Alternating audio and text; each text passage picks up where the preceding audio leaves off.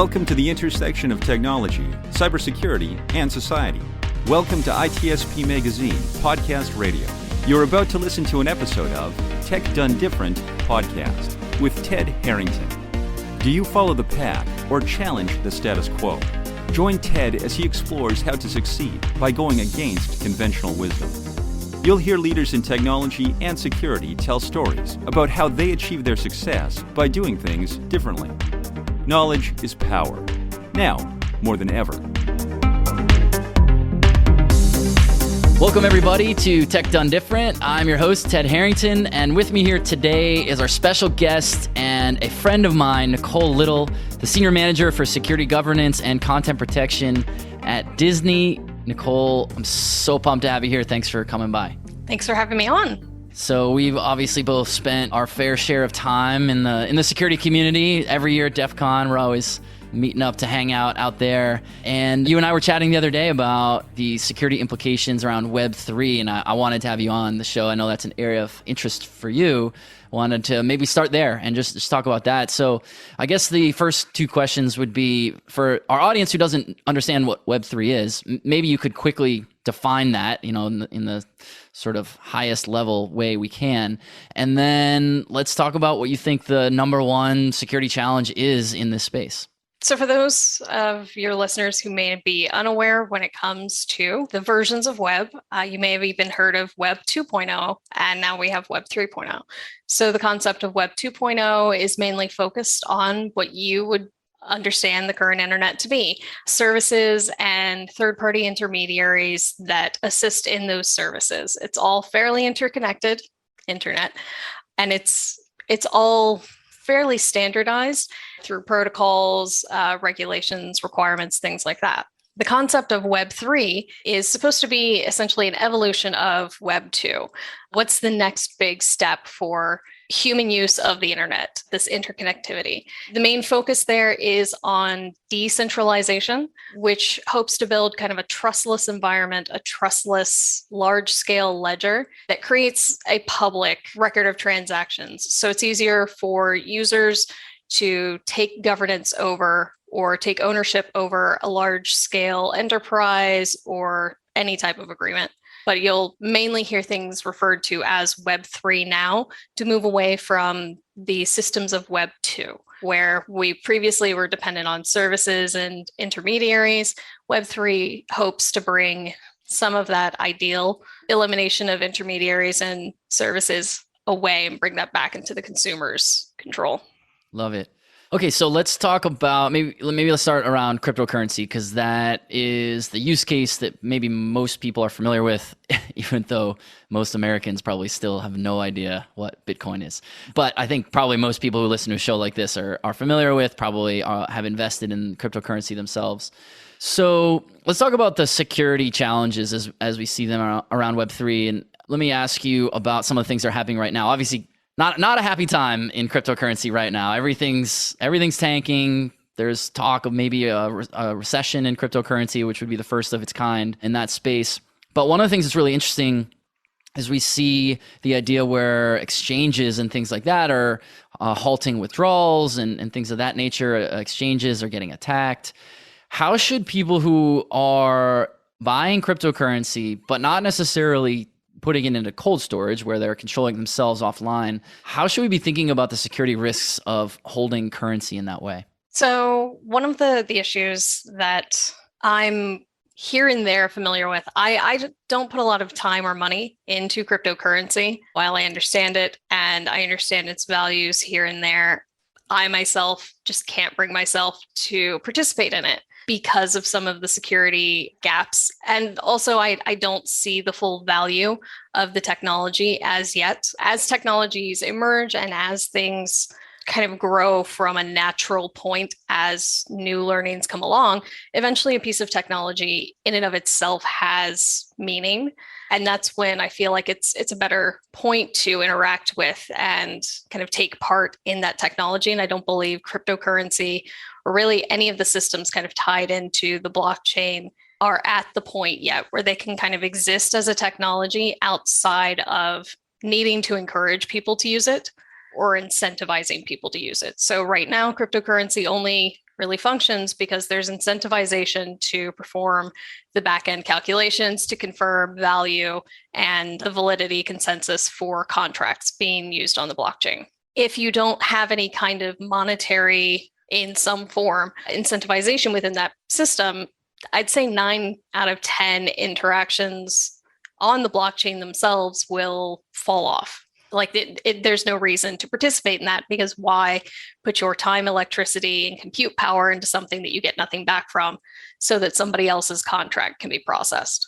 So until it becomes something where it kind of self-exists, it's always going to have essentially an obstacle ahead of it for it being something that's reliable and what I would consider secure. It's got a ways to go before it's not susceptible to some of these shifts, like you mentioned, with the market crashes, because cryptocurrency itself is not always necessarily tied to a physical value.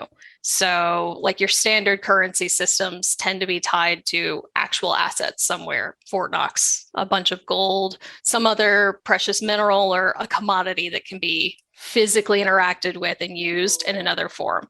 Cryptocurrency doesn't have that. You can tie it to a stable coin, which is then tied to a physical interaction, but now you've just created an intermediary, and that kind of eats away at the purpose of having decentralization.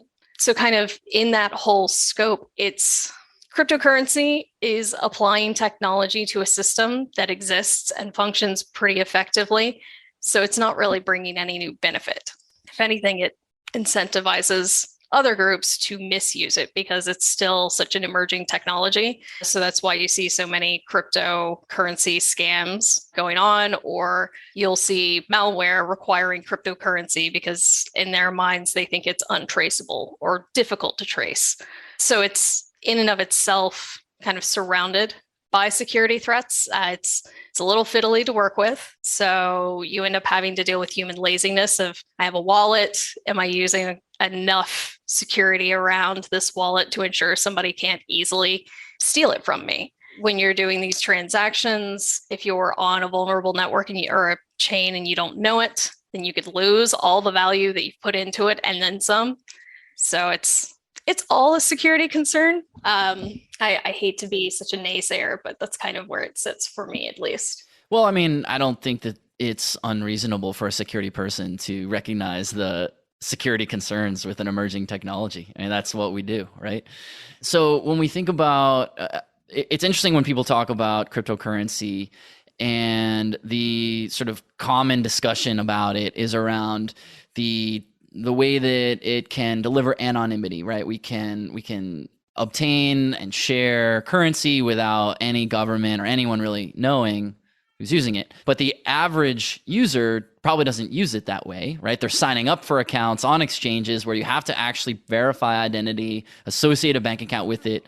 So if we take aside the use case, but we talk about just the security aspect of it, is that a security improvement, or is that an inferior security that now we're taking this thing that was designed to be decentralized and anonymous and essentially organizing it around a company? Yeah, so I think it's a security improvement because the more information you have and the more accountability that's built in, the stronger your framework is to have a secure environment. Or if something does happen, you have the pieces in place that allow you to work backwards towards whatever it is you need to unravel. But it also goes almost straight in the face of the concept of decentralization and Web3, because you are having to centralize things. You're having to create the intermediaries who will do the KYC checks to the point where it becomes acceptable with a financial institution. It's one of the biggest issues now kind of in this space is the fighting ideologically between centralization and decentralization in trying to apply blockchain, Web3, even NFTs against a security model, because security, you want everything to be consolidated and essentially governed by policies that are set out based on best practices and known information, known actors. But when it comes to decentralization, the kind of backbone of that ideology is it's everybody out there. It could be 30 bad guys to 4,000 good guys who have all intents and purposes, they want to do something good with it. So it's trying to balance those two out. And it's even in that concept, it's very flawed because every blockchain in and of itself is a centralized system. You can't talk between a Solana transaction and an Ethereum transaction. You have to have a bridge or a common standard for those two things to meet. So there's no concept that you can really enforce when it comes to decentralization, because if anything that's truly decentralized, you're essentially just screaming garbage at each other and other systems, and there's no way of guaranteeing that the other system understands and will accept your garbage because you don't have an agreed upon standard.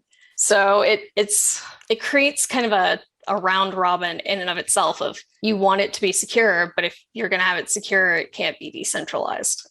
Now, you mentioned earlier that as you were defining Web3, and I quickly jumped into the cryptocurrency aspect to it, and you said that you don't spend a lot of your own time, effort, and money there. What aspect of Web3 are you most interested in and excited about? Where's the hotness in Web3 right now?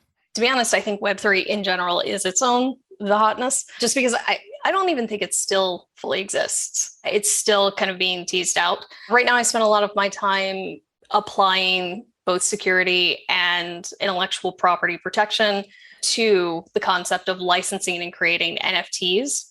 And this has been really big within the entertainment industry because you have so many artists who, rather than working within this larger machine that kind of passes and eventually filters their creative works through that final lens of whatever that company is, they now have the ability to find ways to both monetize and deliver their content in a meaningful manner out to consumers and out to their fans. While that's such a good use of Web3 and any of the decentralization and essentially self-ownership in the blockchain space, when it comes to a large-scale company in the media industry or really any other industry that would be licensing an asset, it's incredibly difficult to apply these two philosophies of decentralization and intellectual property licensing. So understanding it's a multifaceted problem, really. How do you clearly communicate to the user or the purchaser? In many instances, if you're buying something that is a licensed image of a character, design, whatever, the fact that it's licensed, you're not actually purchasing the actual JPEG, GIF, whatever it is. You're purchasing the license to view it. And that's really difficult to not only explain to your standard consumer, but then apply that to an NFT where NFT is essentially the certificate of ownership for something. And you're attaching it to whatever this visual or even audio, any kind of digital asset, you're attaching it there, but you don't own the thing that's in there. You only own the license to view it. So you're only purchasing, your NFT is actually the license, not the actual end content. And that's difficult to arrange mentally when you're discussing this with groups that are looking to use larger scale IP to kind of build the prestige of their NFT portfolio. So I haven't heard NFTs, which we should quickly define as non-fungible tokens for anyone listening. NFTs, I've always understood them as you described, right? The certificate of ownership of, one of one, like you own the one thing. But what I'm hearing you describe is there's the one of one thing, you don't own it. The NFT is actually saying that you are one of many licenses allowed to view it. Similar. So NFTs can show up in different formats based on the standard. They're all based on a standard that's associated with the blockchain that they would be minted on. Right now, the major standard that you'll see associated with NFTs is ERC 720 and ERC 1155. 720 is a one-to-one minting, and 1155 is a one-to-many. So if you wanted to do essentially a collection or an album of things, you would want to have an 1155 because you can have different things within there, a collection. But in a one-to-one, this is one instance of a thing, and it's the only one instance. When you talk about platforms that are selling NFTs that are licensed in kind of like a large scale drop or something like that, it's still a one-to-one instance, but it's a one-to-one. Here's the one instance of this specific hash, and we generated 10,000 hashes. So it's it has uniqueness, but it's not as unique as, this is the only, like, artists have had their hands physically on this. You've got his thumbprint right there in the clay. That's yours. So why even do this? Because I understood the value proposition of an NFT for a digital asset is to be able to say, this thing that can be endlessly duplicated, you can prove you own the original one. So why have NFTs which can be endlessly duplicated to prove licensing? That's kind of the thing is, I don't particularly think NFTs in the IP license space work, because it falls into that, well, you only own the license to view this. You don't own the actual instance. Even physically, you can have an NFT, a non-fungible token. I think the most common parallel that people make is baseball cards, especially older baseball cards. They're a limited run. They have very specific chemicals and inks that were used. You can identify this as one of however many printed in this year at this place. So it has a lot of markers that tie the authenticity to that singular instance or existence of that card. When it comes to NFTs, really the only thing that ties it is that hash. If you don't know how to view the hash, then that value doesn't mean anything to you. Why not just copy the JPEG or whatever it is? But I think there's a lot of, unfortunately, as both with security and just technology in general, when it's talked about, you get a lot of excitement and abstraction. Excitement over the technology and high-level, high-minded abstraction away from what the actual technology benefits and does.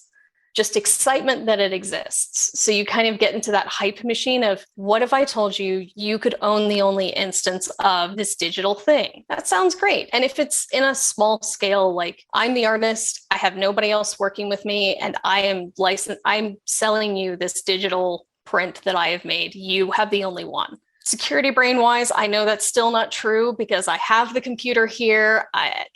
For me, it would be, you pack the entire system that you use to build this up on, FedEx it to the person who purchased it. Now they own the entirety of that creation. But when you start to license it, explain that part to me. So what's the security concern there? How does someone defeat an NFT? Oh, it's less of a security thing. It's just, for me, well, if I send you a digital asset and I say, you're the only person who will ever own this asset, how do you know that I'm not telling everybody that? So if I were a purchaser in that environment, for me, if I purchased it, I would ask, I've purchased this digital asset, and now I need to have and be able to verify that I also own the machine that it was created on and any physical media that's associated with this, so that I have the ability to guarantee I'm the only person who will ever have this instance. Or if somebody else got it before I did, I have the last instance. So what you're saying is that a lesser ethical artist could create a unique item and then sell NFTs to it multiple times. And the buyer wouldn't necessarily know unless they went and saw that duplicate item somewhere and then researched on whatever blockchain that was associated with the origin. Yeah. Okay, I see. I hadn't thought about that. Part of it is kind of tied into that security brain of, I assume there's always going to be somebody who recognizes this is an opportunity to get one over. And so that kind of creates this instance. That's why it's difficult when you talk about licensing NFTs, because you're already a step away from what the NFT represents as, I have ownership and authenticity. Trying to explain that to the large scale consumer, not only do you not own the image that you think you own, you only own the license, but something could happen. And because of copyright law, contracts that went into place, that image could disappear completely from the internet. And now all you own is the license that you purchased. And it's really difficult to convince somebody else to buy that from you because it has no value. So like all things, there is a security versus usefulness trade-off. Do we think that the usefulness of, we're talking about NFTs, so let's stay on this part of the topic, is the usefulness of NFTs worth it in the light of security issues that exist? I honestly don't think so. With the NFTs themselves, it's a difficult environment for even people who are fairly experienced security-wise. It's a hassle to kind of get into this space, put real human money into a space where the value of that money is going to fluctuate Like you can't even really track it. It fluctuates so intensely, especially when it's driven by public opinion, things like that. Somebody could say something about the blockchain you were participating on, and now your $30 is negative $40 in value. So like it's fiddly to interact with, and then you still don't own the asset itself. And I think a lot of people who are familiar with technology will know, well, yeah, I could just right click that. And then the discussion of, yes, but I'll have the hash comes up, and you're like, yeah, but who checks that? If you were wearing another metaphor that I heard trying to kind of convince me of the benefit of NFTs versus the security of putting your money and time and identity into the environments that you have to interact with to purchase NFTs. They likened an NFT to if you have somebody who purchases only designer denim, and they purchase a pair of pants to find out, oh no, these are counterfeit. The other people who know about designer denim are going to know that these are counterfeit. Now they have no value in this pair of pants. That's how an NFT works, which the metaphor itself doesn't entirely work, because if I purchase a counterfeit NFT, yeah, I have a counterfeit right-clicked JPEG. If I purchase a counterfeit pair of Levi's, at the absolute minimum, I do have a pair of pants to wear. So that's kind of where the balance is it doesn't even, when you think about it as a risk assessment, purchasing anything in real life, I at least have my hands on something that has some kind of physical value.